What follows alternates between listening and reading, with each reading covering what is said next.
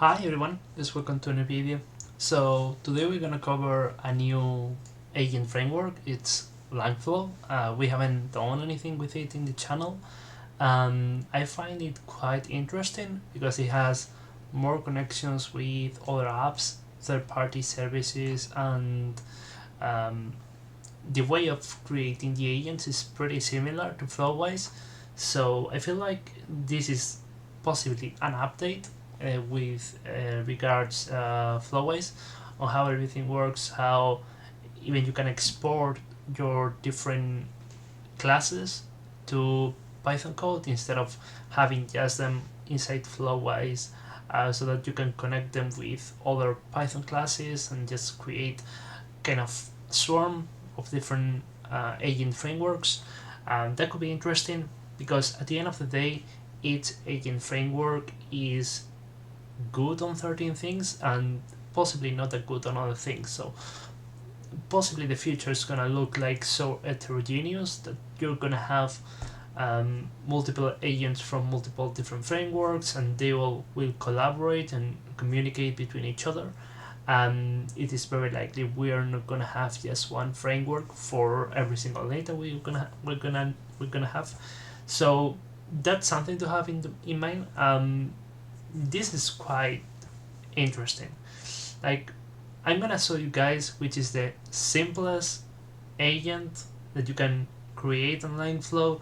It's also important to take some notes because otherwise you may find some trouble whenever trying to use these agents. From my experience of creating some agents with Langflow, and that's gonna serve and that's gonna permit you scale towards bigger agent workflows, not just one agent or two agents, but possibly tens or hundreds of them. So these foundations are quite necessary if we want to create something big. Um, in a very similar way, we just create a new flow. We have some templates that you can use. Start from them if you prefer, but I'm just gonna create them from scratch. And the first thing we're gonna do is import Ollama right here, and this looks very similar to Flowwise if you have seen the videos from the past in the channel, but there is some things that you need to have in mind. Like, for example, you can get the code of these element from your workflow, so that you can just modify the code. You can also bring the code outside of Langflow and just create other things on top. You can bring more libraries on top of this. That's something you cannot do on Flowwise. You would need to go to the repo, just get the different files. It's written in JavaScript. That's possibly harder to do than if you just bring this code, modify it, and just do anything you prefer on it. And then we also have this freeze and freeze path that's gonna allow you to export these workflow to someone of your customers or colleagues, whatever, and that's gonna tell them, hey, you cannot modify this, just modify other things. So whatever they find frozen with the freeze capability activated, they're just gonna not have any changes on it and just dedicate their time towards testing different things on other things that aren't frozen. So that's something interesting. The rest of it is pretty similar. You can also come in controls and just modify all the different fields.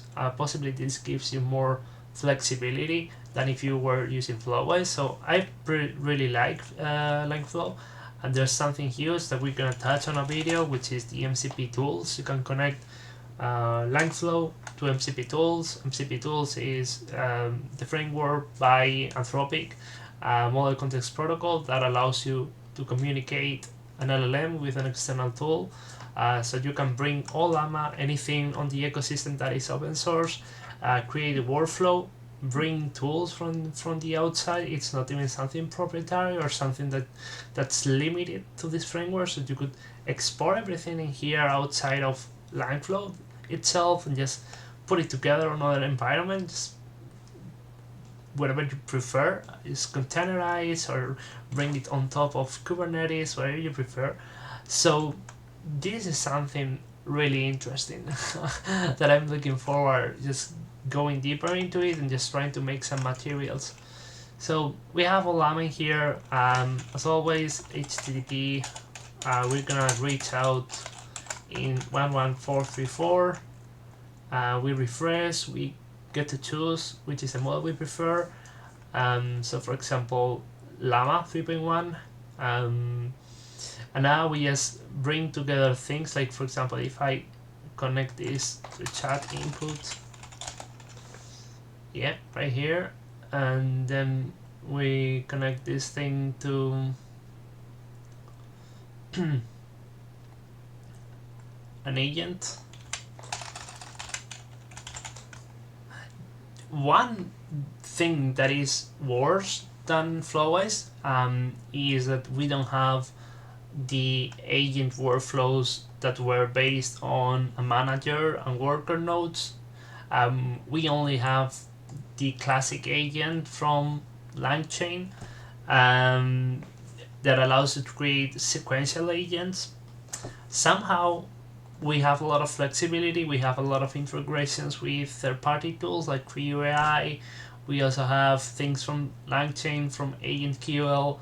We have a lot of frameworks for vector stores and vector databases. So this is really interesting, and whenever I was testing this in the first time, something didn't work. I got a little bit frustrated and just chosen to keep with Flowwise. But somehow as time passes, I just tested again. Everything was moving forward smoothly, and I also realized that it has a lot of cool things that Flowwise doesn't have.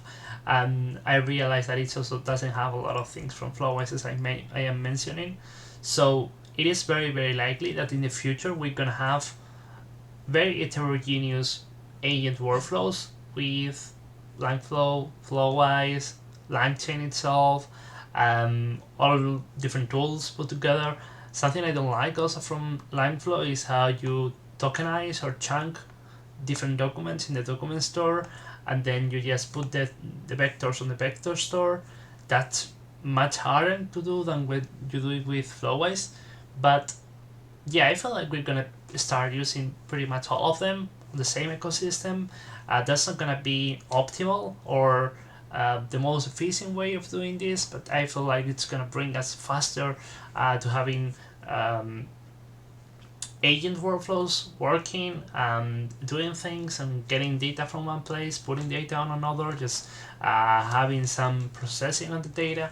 And as time moves forward, I really feel like there's gonna be improvements towards that, and everything is gonna get homogeneous again. But for the time being, we're just doing this in a heterogeneous way. So language model, this is gonna be custom, and then we connect this in here, and then we have the input from the message, and finally we have the chat output in here, right? So we can use it. We can just leave the agent instructions as they are. Something's gonna happen. We're gonna see it now. The system message is gonna be left as it is, and we could test this thing. I'm just gonna save it on a different name, like well, not new. I just wanna modify the name. Oh, in here, okay. And whenever you are finished, just come in here, playground, just say hello. And if everything is working fine, that's gonna work. The agent comes in and says, well, it tries to use a tool to get the current date, and that has happened in the past to me with Llama 3.1. If you have a more quantized version of Llama, that's gonna happen more continuously. It's gonna try to use the tool, it's not gonna know how to use the tool, it's gonna try again to run the tool over and over again. So something I found myself interesting, even though it doesn't say anything about the date on the message. I'm doing well, and you can just keep on the conversation that's gonna happen from time to time. Word is 2 plus 2. possibly we're gonna see that behavior again, right? There you go. It tries to use the get current date again whenever it shouldn't, because we're just asking a mathematical question. We're expecting to make the sum. That's all. So something I feel you can do is bring the tools. So we're gonna do calculator, bring the tools. This is one of them, and this is at the moment not as a tool mode, so we need to bring the tool mode. And the tool mode just means, hey, you can connect this to an agent and the agent is going to use the tool. If you don't activate the tool mode, you expect the node to be somehow receiving data and then outputting data on each of the ends as you saw before. But if we want to use it on an agent, we need to activate the tool mode. That's something really cool. I don't think you can do that with Flowwise, to be honest. So we're gonna have also the get current or just date, current date. Alright, and again I'm just gonna connect this thing. Well, I'm just gonna go for tool mode, then connect this thing in here. Yeah, and I believe this behavior is not gonna happen again. Like if I come and say what is 10 plus 10,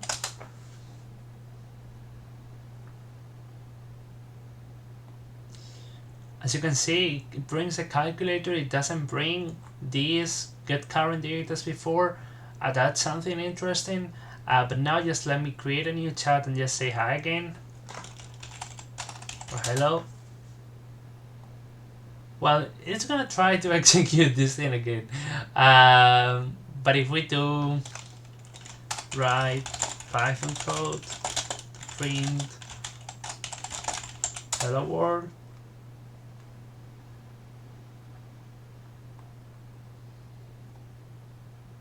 well, it tries to use a calculator here. Alright, that's interesting. Whatever. So at this stage, that's something I recommend you guys doing, because otherwise, if the model is less precise, like a quantized version of Llama, which I have used before and tested on CPU instead of on GPU as we're doing now, this behavior is going to be worse. This is the most basic agent. This video was just basically to creating a simple agent that we can play with. The next videos are going to bring something more interesting. I hope you enjoyed the video. Bring a like, subscribe, click the bell button. See you in the next one. Bye bye.